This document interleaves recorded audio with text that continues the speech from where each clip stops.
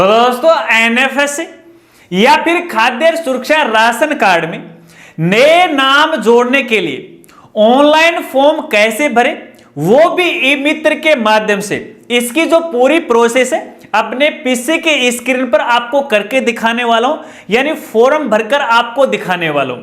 क्योंकि हमारे जो ई मित्र संचालक साथी हैं भैया, इस फॉर्म को फाइनल सबमिट नहीं कर पा रहे, हिचकिचा रहे हैं, डर लग रहा है। क्यों? क्योंकि भैया यहाँ पे केवल एक ही दस्तावेज अपलोड है, वो करवाया जा रहा है। तो चिंता करने की बात नहीं है, फॉर्म की पूरी प्रोसेस है वो आप समझिएगा। स्पेशल ई मित्र साथियों के लिए वीडियो वो बना रहा हूं। नमस्कार साथियों, मैं हूं आपका अपना साथी राजगुरु जी। तो दोस्तों, जैसे कि आप सभी को पता है कि 26 जनवरी 2025 से है खाद्य सुरक्षा में नए नाम जोड़ने के लिए फॉर्म भरने की प्रोसेस है वो शुरू हो गई है। अब ये देखिए, शुरुआत के अंदर ये जो फॉर्म है यहाँ पे इंडिविजुअली जो पर्सन है बिना ई मित्र के माध्यम से है फूड डिपार्टमेंट की साइट पे जाके अपने फॉर्म भर सकता था। लेकिन अब यहाँ पे देखिए ई मित्र के माध्यम से भी ये फॉर्म भरना वो शुरू हो गए थे, जो कि शुरुआत में यहाँ पे नहीं थे। अब यहाँ पे सबसे पहले खास जानकारी मैं आपको देना चाहूंगा। देखिए, यहां पे कई मित्र संचालक साथी हैं, जब ये फॉर्म भरे थे शुरुआत के अंदर तो एक डॉक्यूमेंट अपलोड करवाया जा रहा था और उसको लेके वो भ्रमित भी थे। तो यहां पे देखिए फॉर्म प्रोसेस में और नियमों में बदलाव हुआ है। तो यहां पे केवल एक ही दस्तावेज आपको अपलोड करना है, और ये क्यों करना है और इसके पीछे की क्या कहानी है, तो इसके लिए भी हमने हाल ही में एक वीडियो बनाया है और आज भी लगभग 1-2 घंटे पहले अपलोड किया है। पहले वो वीडियो देख लीजिएगा, समझ लीजिएगा, ताकि आपकी जो ये धक धक आपकी जो घबराहट है ना वो दूर हो जाए। फिर आप आसानी से समझ जाओगे कि ये मामला क्या है। लेकिन डॉक्यूमेंट आपको एक ही अपलोड करना, बेझिझक आप भर दीजिएगा, बाकी नियमों को जानना आपको जरूरी है। चलिए अब मैं आपको अपने पीसी की स्क्रीन पर लेकर चलता हूं, वहां पर आगे की प्रोसेस आपको बताता हूं।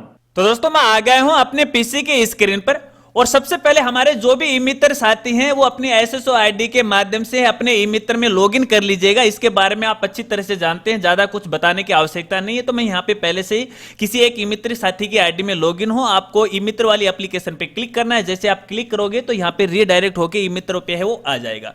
और इसके बाद यहाँ पे कुछ बेसिक इनकी फॉर्मेलिटीज हैं जो हर बार हमें यहाँ पे कंप्लीट करनी पड़ती है, कंप्लीट कर दीजिएगा।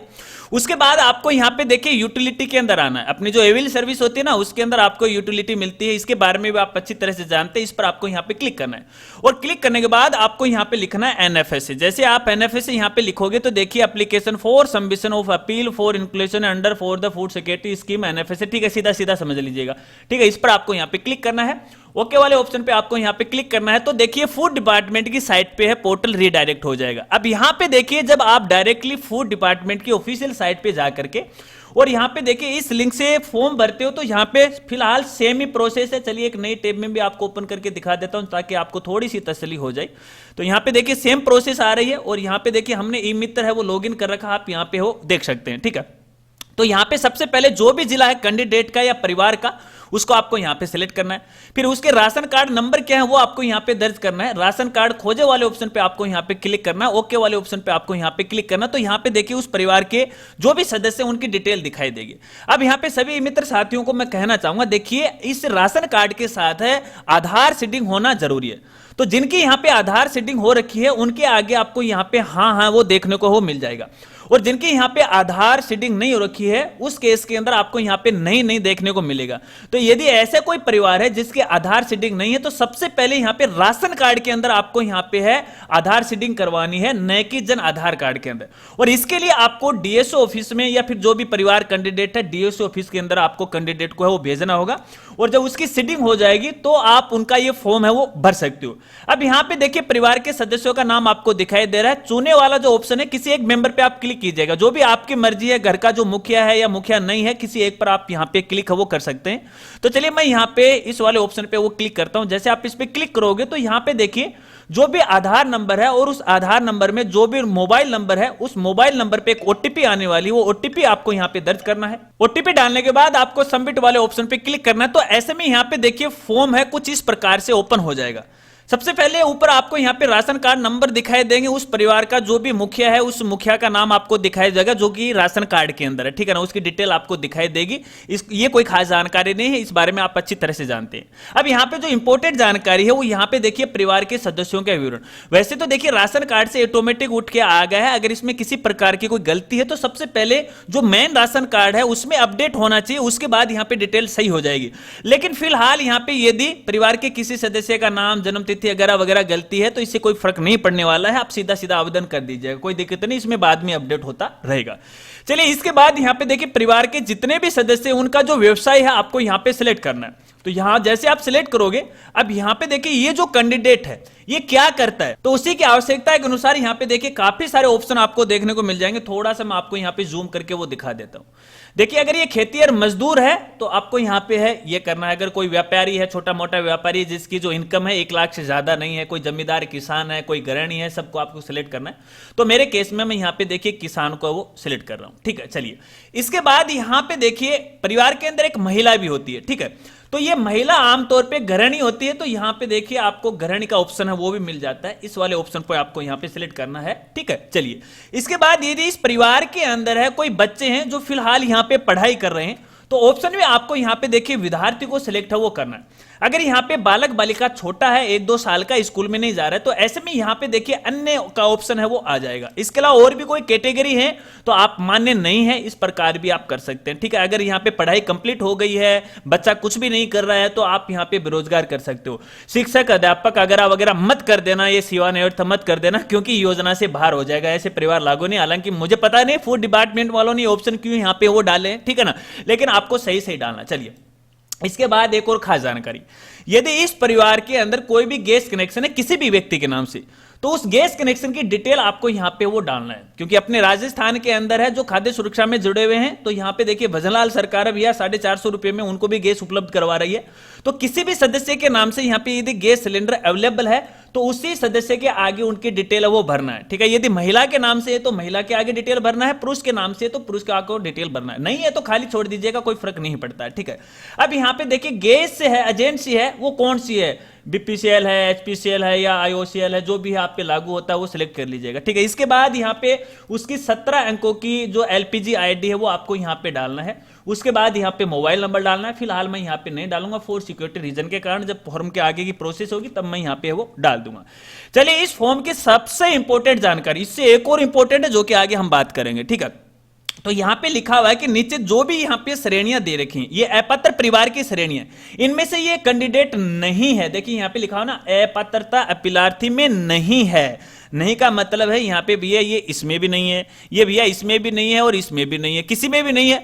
अगर इनमें से एक भी कैटेगरी में ये होगा तो भैया इस योजना के लिए पात्र ही नहीं होगा, क्योंकि यहाँ पे देखिए 1 लाख से अधिक आय वाले हैं वो भी इसके अंदर शामिल नहीं है, आयकर वाले हैं वो भी नहीं है, यहाँ पे 4 व्हीलर वाले हैं वो भी यहाँ पे नहीं है, 2000 वर्ग फीट का जो स्वयं का पक्का मकान है वो भी यहाँ पे इसके लिए मान्य नहीं है, ठीक है ना। तो इन पे सब पे आपको यहाँ पे टिक लगाना है।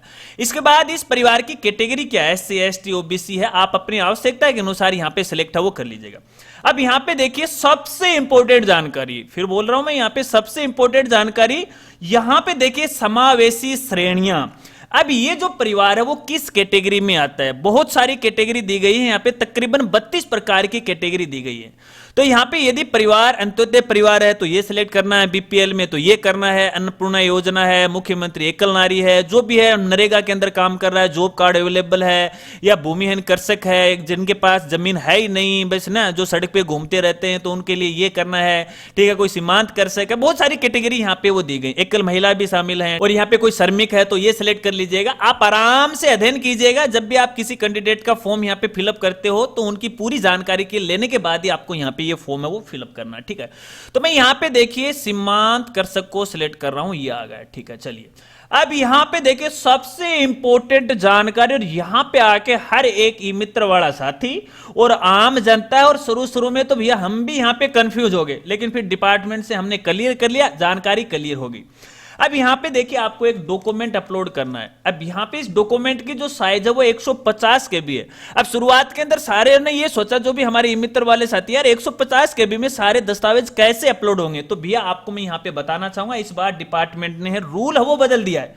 और रूल ये बदला है कि भैया यहां पर केवल आपको एक ही डॉक्यूमेंट अपलोड करना है, कैंडिडेट या जो परिवार जिस कैटेगरी में आता है। अब यहाँ पे जो ऑफलाइन फॉर्म हुआ करता था ग्रामीण या शहरी के लिए, वो आपको अपलोड नहीं करना है। जो शपथ पत्र हुआ करता है वो अपलोड नहीं करना है। आधार कार्ड, जन आधार कार्ड है या अन्य जो भी सहायक दस्तावेज आपको अपलोड नहीं करना है, केवल कैटेगरी का ही आपको दस्तावेज अपलोड करना है और ये पीडीएफ में होना चाहिए, ठीक है ना। और इसके नियमों के बारे में मैंने यहाँ पे है हाल ही में जानकारी दी है, तो उस वीडियो का आप यहाँ पे अध्ययन वो कर लीजिएगा, ठीक है। तो यहाँ पे देखिएगा चॉइस फाइल पे आपको यहाँ पे क्लिक करना है। जैसे आप इस पे क्लिक करोगे, जहां पर वो डॉक्यूमेंट है उसको सिलेक्ट है वो कर लीजिएगा, ठीक है। अब यहाँ पे एक सवाल ये भी हो सकता है कि जमाबंदी का क्या करें, पटवारी के साइन करवाएं या नहीं करवाएं। तो भैया वीडियो के बीच में आपको बता देता हूं, आपको डिजिटल जो जमाबंदी है, जो ई हस्ताक्षर वाली है, क्यूआर कोड वाली है, वो आपको डाउनलोड करना है और बिना सिग्नेचर के आपको यहाँ पे अपलोड कर देना। कोई यहाँ पे दिक्कत नहीं आने वाली। वैसे भी देखिए पटवारी लोग हैं वो हड़ताल पे हैं, काम चलने वाला नहीं है और इनकी यहाँ पे आवश्यकता भी नहीं है, तो चिंता करने की आवश्यकता नहीं है। केवल एक डॉक्यूमेंट आपको यहाँ पे अपलोड है वो करना है। चलिए, इसके बाद यहां पे इस फॉर्म की एक और इंपॉर्टेंट जानकारी देखिए, यहां पे इनका शपथ पत्र दिया गया। हमारा जो ऑफलाइन फॉर्म हुआ करता था उसके साथ एक शपथ पत्र हुआ करता था, भैया वो शपथ पत्र यहां पर है वो दे दिया गया है। देखिए ये जानकारी मैं आपको इसलिए दे रहा हूं क्योंकि ये जो पोर्टल जिसने डिजाइन किया, यानी फॉर्म की जो डिजाइन की है उस प्रोग्रामर से है, मैंने यहां पे बात की थी। उसके बाद ही आपको ये जानकारी दे रहा हूं, तो ऐसे में आपको यहां पे भ्रमित नहीं होना है। तो यहां पे देखिए आपको टिक है वो लगा देना है। टिक लगाने के बाद आपको सेव वाले ऑप्शन पे क्लिक करना है। तो भैया एक बार मैं डिटेल है वो फिलअप कर लेता हूं सारी। तो चलिए मैंने यहाँ पे डिटेल है वो फिल कर ली है। जो भी हमने गैस एजेंसी मोबाइल नंबर वो नहीं डाले थे वो हमने यहाँ पे वो डाल दिए। इसके बाद आपको यहाँ पे सेव पे क्लिक करना है। जैसे आप इस पे क्लिक करोगे तो कृपया समय दस्तावेज अपलोड करें, तो फिर से ये बोल रहा है कि भाई दस्तावेज अपलोड करो। तो यहाँ पे देखिए इस फॉर्म की कुछ टेक्निकल इशू हैं, तो चलिए एक बार फिर से अपन यहाँ पे अपलोड कर लेते हैं। हो सकता है कि शायद ये नहीं माना हो, तो यहाँ पे इस पीडीएफ को अपलोड कर देते हैं। फिर से सेव वाले ऑप्शन पे क्लिक करते हैं। जैसे इस पे क्लिक करेंगे तो शायद अब की बार यहाँ पे देखिएगा ये यहाँ पे सक्सेसफुली अपलोड हो गया है, यहाँ पे देखिएगा। और एनएफएस है ये इतनी आईडी, इसको आपको यहाँ पे है वो बचा कर रखना। मैं भी इसका स्क्रीनशॉट है वो ले लेता हूँ आपकी है इस कैंडिडेट के लिए। यहाँ पे योर एप्लीकेशन नंबर, ठीक है ना। सारा काम यहाँ पे देखिए कंप्लीट हो गया है। ओके वाले ऑप्शन पे आपको यहाँ पे क्लिक करना है। अब जैसे आप इस पे क्लिक करोगे तो क्लिक करने के बाद भैया देखिए जो भरा हुआ फॉर्म है वो कुछ इस तरह से है, आपको यहाँ पे वो दिखाई देगा, ठीक है ना। उसके बाद यहाँ पे देखिए जो रिसिप्ट नंबर है, यहाँ पे ये जो रिसिप्ट नंबर है, अगर इसको आप प्रिंट करना चाहते हो, प्रिंट तो आपको वैसे ही करना है, इस पे आपको यहाँ पे क्लिक करना है। तो यहाँ पे देखिए एक रिसीट है वो कट गई है और भैया ट्रांजैक्शन यहाँ पे लगा हुआ है 50 रुपए, ठीक है ना। चलिए अब यदि आप इसका स्टेटस देखना चाहते हैं तो या तो आप राशन कार्ड की जो मेन ऑफिशियल साइट है वो यहाँ पे आ जाना और फिर से ओपन कर लेना, और जो भी यहाँ पे देखिए डिटेल थी यहाँ पे एप्लीकेशन नंबर की वो आप यहाँ पे डाल दीजिएगा। तो मैं यहाँ पे डाल रहा हूँ। तो यहाँ पे देखिए इसका स्टेटस आपको यहाँ पे नजर आएगा। अगर आप आवेदन स्थिति में देखोगे तो यहाँ पे देखने को मिल जाएगा पंजीकरण सफलतापूर्वक हो गया है। इसका मतलब है कि अपना आवेदन फॉर्म है वो पूरी तरह से भरा जा चुका है। तो चलिए ये तो स्टेटस की बात रही। अब इस भरे हुए फॉर्म को प्रिंट कैसे करें, तो भैया यहाँ पे देखिए आपको बताना चाहूंगा प्रिंट करने का कोई भी ऑप्शन यहाँ पे अवेलेबल नहीं है। इसका मतलब है कि आप इस फॉर्म को प्रिंट नहीं कर सकते।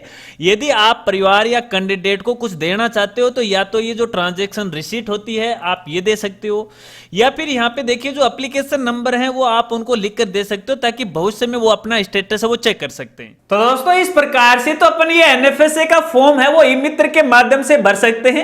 अब मुझे ऐसा लग रहा है कि आपका थोड़ा सा डर है वो कम हुआ, क्योंकि ई मित्र साथी है वो फॉर्म को फाइनल सबमिट नहीं कर पा रहे थे। आराम से कर दीजिएगा, कोई यहाँ पे दिक्कत है वो नहीं आने वाली है। अब यहाँ पे देखिए वैसे तो फॉर्म का प्रिंट आउट अपन यहाँ पे नहीं ले सकते, लेकिन एक खास जानकारी आपको बताना चाहूंगा। आप अपने ई मित्र के माध्यम से जिस भी परिवार का ये फॉर्म भरने जा रहे हैं उनके लिए आप एक कच्चा रजिस्टर डाल लीजिएगा, उनका एक जो एप्लीकेशन नंबर है वो भी वहां पे डाल लीजिएगा, ताकि भविष्य के अंदर है जब भी आप उसका स्टेटस यहां पे चेक करो तो आपको भी मालूम हो जाएगा कि इसका एप्लीकेशन नंबर क्या था, इसका यहाँ पे राशन कार्ड नंबर वगैरह वगैरह क्या थे। 2-4 कॉलम बना लीजिएगा आप अपनी सुविधा के अनुसार है, ताकि आपको किसी प्रकार की कोई परेशानी नहीं है। हालांकि फॉर्म भरने की तो प्रोसेस है ये, लेकिन भैया ये जो ई मित्र के माध्यम से और नॉर्मली जो फूड डिपार्टमेंट का जो पोर्टल है वहां पर फॉर्म भरने की प्रोसेस में भैया कोई अंतर नहीं है, केवल पैसे का लफड़ा है बस। भैया 50 रुपए का टोकन कट रहा है, बाकी कोई अंतर यहाँ पे नहीं है। आशा रखता हूं अब आप अच्छी तरह से समझ गए। फिर भी यदि आपके कोई सवाल है, इधर उधर घूम रहे हैं, तो बेझिझक आप मेरे साथ वो शेयर कर सकते हैं या इंस्टाग्राम पर भी डायरेक्ट मैसेज है वो कर सकते हैं। अगर वीडियो जानकारी आपको अच्छी लगी तो वीडियो को लाइक कीजिएगा, हो सके तो ये वीडियो या फिर ये जानकारी अपने दोस्तों के साथ वो जरूर शेयर कीजिएगा। मिलते हैं फ्रेंड्स अगली एक नई वीडियो के साथ, तब तक के लिए जय हिंद जय भारत।